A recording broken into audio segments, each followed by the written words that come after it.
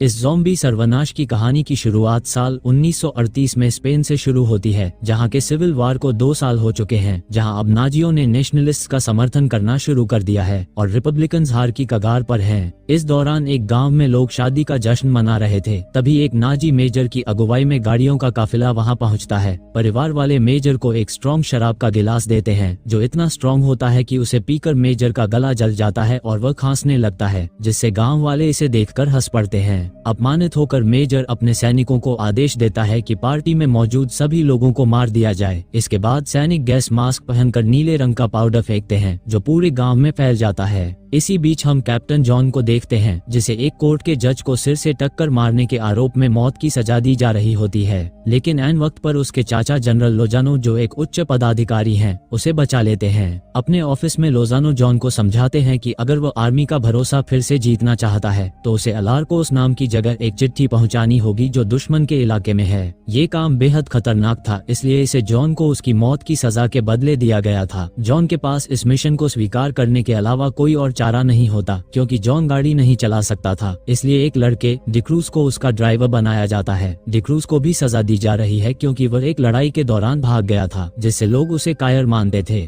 Mission के लिए निकलने से पहले जॉन अपने एक दोस्त से मिलता है, जिसने हाल ही में अपना हाथ खो दिया है। वह उसे सिगरेट ऑफर करता है। इसके बाद उसके दोस्त को एक अजीब से नाजी ट्रेन में डाला जाता है, जिस पर अज्ञात निशान बने थे, और इस ट्रेन का नेतृत्व वही नाजी मेजर कर रहा होता है। कुछ घंटे ड्राइव करने के बाद जॉन और डिक्रूज को रास्ते में जर्मन सैनिकों ने रोक लिया। उनका लीडर उन्हें आगे जाने नहीं दे रहा था, इसलिए जॉन बंदूक दिखाकर लीडर को धमकाता है, जिससे वो उन्हें जाने देता है। आगे बढ़ते हुए जॉन देखता है कि जर्मन उस इलाके में कांटों वाले बाड़ लगा रहे हैं। थोड़ी देर बाद वे ऊपर से विमान उड़ने की आवाज सुनते हैं। जॉन आईने का इस्तेमाल करके उनकी लड़ाई को देखता है। तभी उनमें से एक विमान पास में गिर जाता है और पायलट पैराशूट से कूद जाता है। जॉन डिक्रूज से गाड़ी रोकने को कहता है ताकि वे पायलट की मदद कर सकें, क्योंकि वो पायलट उनके ही सेना का था। दोनों जंगल के रास्ते निकलते हैं और विमान के टूटे हिस्से देखते हैं, जिन पर वही निशान होता है जो नाजी ट्रेन पर था। आखिरकार वे देखते हैं कि वो पायलट एक पेड़ पर लटका हुआ है, लेकिन वो गिरने से मर चुका था और उसकी दोनों टांगें गायब थी। तभी अचानक उनके चारों ओर दुश्मन सैनिक उन्हें घेर लेते हैं। इन सैनिकों का नेतृत्व सार्जेंट कर रहा होता है, जो तुरंत जॉन और डिक्रूज की बंदूकें छीन लेता है। जॉन झूठ बोलता है कि उसके पास गुप्त जानकारी है, जिससे सार्जेंट उसके करीब आता है तो जॉन उसे सिर से टक्कर मारता है, लेकिन प्रीस्ट किलर उसे लात मारकर रोक देती है और चाकू से जॉन को धमकाती है। तभी सार्जेंट उसे मारने से रोकता है, क्योंकि जॉन उसके लिए एक महत्वपूर्ण कैदी था। जब वे जॉन के कपड़े जांचते हैं तो उन्हें उसके मिशन की चिट्ठी मिलती है, लेकिन लिफाफे में सिर्फ एक मामूली कागज था, जिस पर लिखा था, जंग हिम्मत से जीती जाती है। ये देखकर सार्जेंट गुस्से में फ्यूज से कहता है कि वह डिक्रूज को गोली मार दे। जैसे ही फ्यूज अपनी बंदूक निकालता है तो डर के मारे डिक्रूज की पैंट गीली और पीली हो जाती है। आखिर में सार्जेंट दोनों को बंदी बना लेता है और सभी वहां से निकलने लगते हैं। तभी एक फोटोग्राफर पीछे रुककर लटके हुए पायलट की फोटो खींचने लगता है, लेकिन तभी पायलट ज़ॉम्बी बनकर जाग जाता है और फोटोग्राफर को काटकर मार देता है। ब्रॉड्स्की अपने साथी को बचाने की कोशिश में ज़ॉम्बी को दूर फेंकता है, जिससे उसके हाथ में नीला पाउडर लग जाता है, लेकिन ज़ॉम्बी फिर भी चलता रहता है और ब्रॉड्स्की उस पर गोलियां चलाता है, लेकिन गोलियों से ज़ॉम्बी को कुछ नहीं हो रहा था। आखिर में सार्जेंट उसके सिर में गोली मारता है, जिससे ज़ॉम्बी मर जाता है। सभी हैरान थे और सोच रहे थे कि शायद पायलट पर कोई भूत प्रेत की आत्मा आ गई है। तभी उसी समय उनका मरा हुआ साथी भी जिंदा हो जाता है और हमला करने की कोशिश करता है। ब्रॉड्स्की उसकी गर्दन मोड़कर जमीन पर फेंकता है, लेकिन वह फिर भी जिंदा रहता है। इस पर राजनीतिक कमिश्नर उसके सिर में गोली मारकर उसे पूरी तरह मार देता है। इसके बाद उन्होंने जॉन और डिक्रूज के हाथ बांध दिए और उन्हें अपने कैंप ले गए, लेकिन जब वो वहां पहुंचे तो उन्हें शौक लग गया, क्योंकि कैंप पर पहले ही हमला हो चुका था। तभी ब्रॉड्स्की को वहां पर वही सेम नीला पाउडर मिलता है। तभी प्रीस्ट किलर को उसकी एक साथी सैनिक की लाश मिलती है, लेकिन उसके जख्म धीरे धीरे म्यूटेट होने लगते हैं और वो अचानक ज़ॉम्बी बनकर जिंदा हो जाती है। जॉन देखता है कि सारे मरे हुए लोग जिंदा हो रहे हैं, इसलिए उनका ग्रुप थोड़ा पीछे हटने लगता है। तभी एक सैनिक अपने म्यूटेटेड पिता को देखकर उसके पास जाता है, लेकिन वो ज़ॉम्बी उसे तुरंत अपना निवाला बना लेता है। अब सभी ज़ॉम्बीज उनके पास आने लगते हैं, इसलिए ग्रुप उन पर फायरिंग शुरू कर देता है। वे ज़ॉम्बीज सिर्फ पट से हेडशॉट मारने से ही मर रहे थे, लेकिन ज़ॉम्बीज की संख्या बहुत ज्यादा ही समूह भागकर किनारे पहुंचता है और वे किसी तरह एक बोट लेकर भाग जाते हैं। ज़ॉम्बी उनका पीछा करने की कोशिश करते हैं लेकिन वे ज्यादा दूर नहीं जा पाते।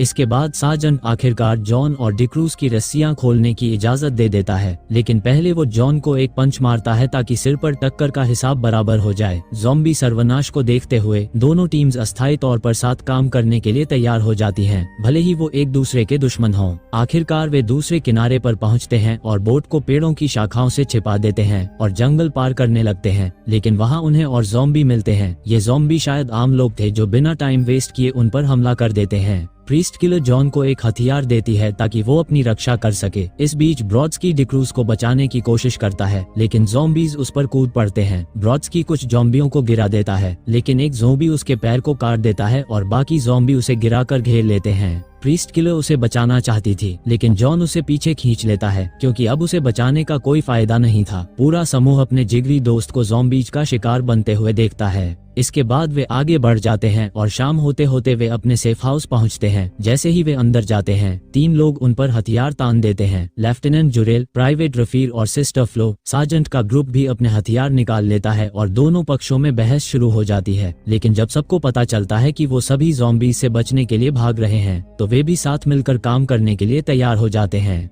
पूरा ग्रुप सेफ हाउस में रात बिताता है और सिस्टर फ्लोर सबके घावों का इलाज करती है। डिनर के दौरान डिक्रूज को एहसास होता है कि फ्यूज वही फेमस बाइक रेसर है जिसने उसके बचपन में उसे ऑटोग्राफ दिया था, लेकिन फ्यूज इस बात को नकार देता है। इस बीच जुरेल प्रीस्ट किलर पर लाइन मारने की कोशिश करता है तो उससे पीछा छुड़ाने के लिए वो उसे अपनी छोटी बहन को परेशान करने वाले पादरी को मारने वाली घटना के बारे में बताती है। दूसरी ओर कमिश्नर एक प्राइवेट जगह पर जाकर अपना छिपाया हुआ फोन निकालता है और किसी को गुप्त कॉल करता है। दूसरी तरफ जॉन अपने सिगरेट को जलाने के लिए उस चिट्ठी पर आग जलाता है जिसकी गर्मी से चिट्ठी पर लिखा एक सीक्रेट मैसेज दिखने लगता है जिसमें उस पूरे इलाके का एक नक्शा था, लेकिन जॉन इसे फिलहाल अपने पास ही रखता है। इसके बाद वो भी प्रीस्ट किलर पर लाइन मारकर अपनी किस्मत आजमाता है, लेकिन वह उसे भी रिजेक्ट कर देती है और नोटिस करती है कि उसके हाथ न तो मेहनत से घिसे हुए हैं और न ही उनमें लड़ाई के निशान हैं, जिस पर जॉन कबूल करता है कि वो असल में सिर्फ एक वकील है। रात के दौरान वे एक भेड़िए की दर्द भरी आवाज सुनते हैं और जब खिड़की से देखते हैं तो एक ज़ॉम्बी घर की ओर बढ़ रहा था।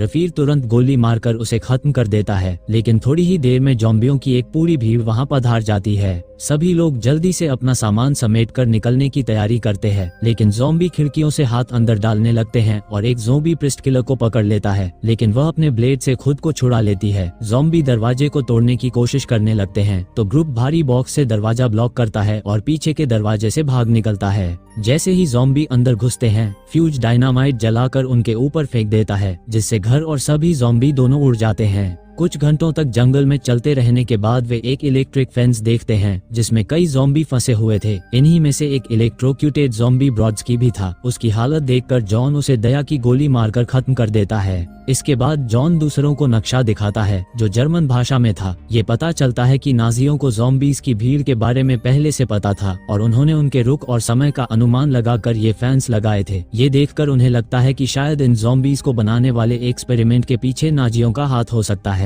फैंस के अंदर फंसे होने के कारण वे फैसला करते हैं कि वे लोग नक्शे पर बने एक्स के निशान वाली जगह पहुंचकर पता लगाएंगे कि आखिर यहाँ क्या हो रहा है। कुछ ही समय बाद वे फिल्म की स्टार्टिंग वाले गांव में पहुंच जाते हैं, लेकिन अब वहाँ कोई नहीं था। बस एक तहस नहस हो चुकी पार्टी थी जो नीले पाउडर से ढकी हुई थी। इसके बाद जब डिक्रूज ट्रक को ठीक करने में लगा था तभी प्रीस्ट किलर चर्च में रोशनी देखती है। जब वे अंदर जाते हैं तो उन्हें वहाँ एक डरावना सा लैब मिलता है। खून से सने औजारों के बीच एक कंटेनर रखा था जिस पर वही निशान बना हुआ था जो ट्रेन में था। तभी अचानक उन्हें एक आवाज सुनाई देती है और एक औरत छिपकर बाहर आती है। यह अना है जो उस शादी में दुल्हन थी। वह बताती है कि जब नाजियों ने फायरिंग शुरू की तो उसका पति उस पर गिर गया जिससे उसकी जान बच गई। इसके बाद नाजियों ने नीला पाउडर फेंका और अना ने मौके का फायदा उठाकर खुद को छिपा लिया। फिर वो बताती है कि जल्द ही उसने मरे हुए लोगों को फिर से चलते हुए देखा और नाजियों को दूर से हंसते हुए। कभी कभी वे कुछ ज़ॉम्बीज को पकड़ते और उन्हें चर्च में ले जाते जहां उन्होंने उन पर प्रयोग करने के लिए एक लैब बनाई थी।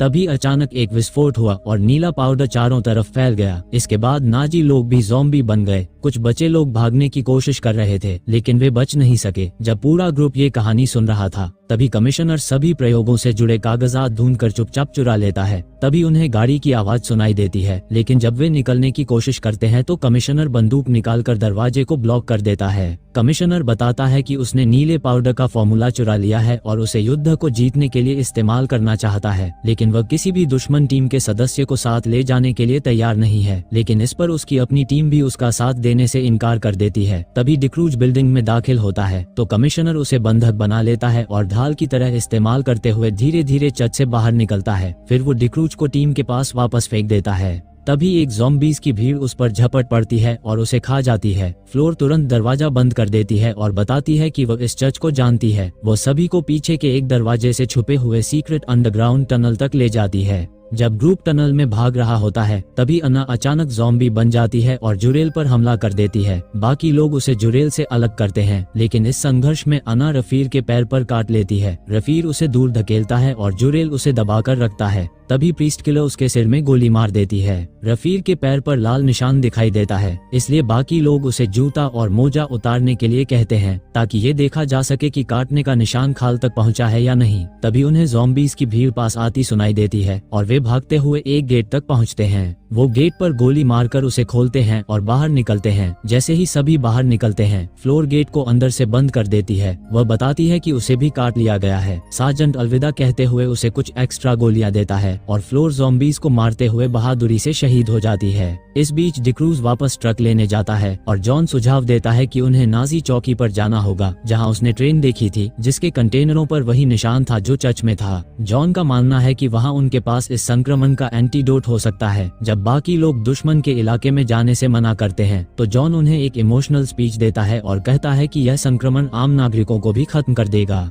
इसी दौरान डिक्रूज ट्रक लेकर आता है, लेकिन वह ये बात छुपाता है कि उसे भी काट लिया गया है। तभी ग्रुप ये डिसाइड करता है कि वे जॉन का प्लान मानेंगे और वे सुबह होते होते चौकी पहुंच जाते हैं। वहां पहुंचकर बाकी लोग छुप जाते हैं और जॉन एंट्रेंस के पास पहुंचता है। तभी एक गार्ड लगभग उस पर गोली चला देता है। थोड़ी देर बाद लोजानो और मेजर बाहर आते हैं और बताते हैं कि कमिश्नर की फोन कॉल की वजह से उन्हें पहले से सब कुछ पता है। लोजानो जॉन को अंदर आने की इजाजत देता है क्योंकि वह उसका भतीजा था, लेकिन बाकी ग्रुप को आने नहीं देता है। वह ये भी बताता है कि ऊपरी अधिकारी जल्द ही इस इलाके पर बमबारी करने वाले हैं, लेकिन जॉन अपनी टीम को पीछे छोड़ने से मना कर देता है और अपनी टीम के पास लौट जाता है। लोजानो अपने भतीजे को बचाने के लिए बमबारी रोकना चाहता था, लेकिन हरामी मेजर उसे गोली मार देता है। दूसरी तरफ जॉन और बाकी लोग बिना कोशिश किए ऐसे ही फोकट में मरना नहीं चाहते थे। तभी डिक्रूज बताता है कि ट्रक में छिपे एक ज़ॉम्बी ने उसे काट लिया था, इसलिए वह अपनी अंतिम सांसों का प्रयोग देश की रक्षा में करना चाहता है। वो एक बम लेकर गेट को उड़ाने के लिए जाने लगता है। तभी जाने से पहले फ्यूज बताता है कि उसे वह दिन याद है जब उसने डिक्रूज के लिए ऑटोग्राफ दिया था। अब डिक्रूज ग्रेनेड लेकर गेट की ओर बढ़ता है, लेकिन गार्ड्स उसे गोली मार देते हैं, लेकिन वह तुरंत ज़ॉम्बी में बदल जाता है और गार्ड्स को तब तक गोली चलाने देता है जब तक वह गेट तक नहीं पहुंच जाता। रफीर उसे कवर फायर देने के लिए अपनी शार्प शूटिंग का इस्तेमाल करता है, लेकिन अंत में गार्ड डिक्रूज के सिर में गोली मार देते हैं।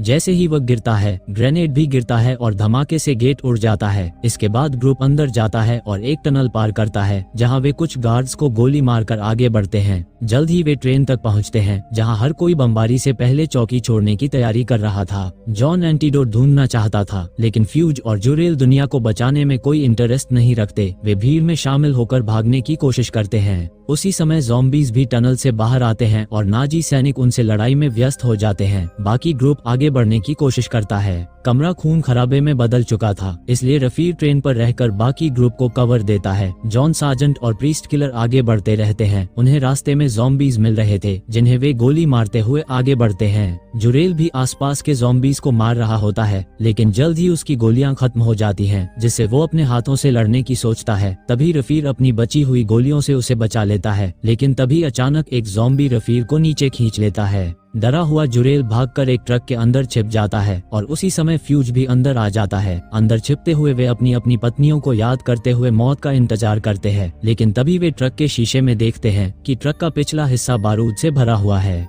फ्यूज के पास थोड़ा डायनामाइट बचा होता है तो जुरेल इसे अपने सिगरेट से जलाता है। दोनों एक बड़े धमाके के साथ ट्रक को उड़ा देते हैं और ढेर सारे ज़ॉम्बीज़ को अपने साथ कुर्बान कर देते हैं। बाकी बचे तीनों लोग आखिरकार ट्रेन के उस डिब्बे को ढूंढ लेते हैं जिस पर वह निशान बना था। सार्जेंट ट्रेन का इंजन ढूंढकर उसे चलाने का फैसला करता है, जबकि जॉन और प्रीस्ट किलर एंटीडोट की तलाश करने लग जाते हैं। तभी ट्रेन के अंदर उन्हें मेजर मिलता है जिसने अभी अभी खुद को एक इंजेक्शन लगाया था। जॉन कहता है कि उसने एंटीडोट बर्बाद कर दिया है, लेकिन मेजर बताता है कि ऐसा कोई एंटीडोट है ही नहीं। वह कहता है कि उसने खुद उस पाउडर को बनाया है जिसे उसने भी खुद को इंजेक्ट कर लिया था। तभी उसका शरीर भी बदलने लगता है, लेकिन प्रीस्ट किलर तुरंत उसके सिर में गोली मार देती है। उसी समय ज़ॉम्बीज़ दरवाजा तोड़ने की कोशिश करने लगते हैं। जॉन पीछे हटता है, तभी पर्दे के पीछे जंजीरों में बंधा एक ज़ॉम्बी उसके हाथ पर काट लेता है। प्रीस्ट किलर समय बर्बाद किए बिना उस ज़ॉम्बी को गोली मार देती है और फिर जॉन को ज़ॉम्बी में बदलने से रोकने के लिए उसका हाथ काट देती है। जैसे ही हाथ नीचे गिरता है वो म्यूटेट होने लगता है। तभी हरामी ज़ॉम्बी दरवाजा तोड़कर अंदर घुस जाते हैं, जिसे देखकर जॉन और प्रीस्ट किलर एक छोटे से कंपार्टमेंट में छिप जाते हैं। दूसरी ओर इंजन में सार्जेंट भी ट्रेन चलाने में कामयाब हो जाता है और ट्रेन धीरे धीरे आगे बढ़ने लगती है, लेकिन वो जल्द ही ज़ॉम्बीज़ से घिर जाता है। कुछ ज़ॉम्बीज़ को मारने के बाद वह अपनी आखिरी गोली का इस्तेमाल खुद को मारने के लिए करता है ताकि वह भी ज़ॉम्बी में न बदल जाए। जैसे ही ट्रेन टनल से बाहर निकलती है, कई विमान आते हैं और पूरे इलाके पर बम गिरा देते हैं, जिससे सभी ज़ॉम्बी मारे जाते हैं।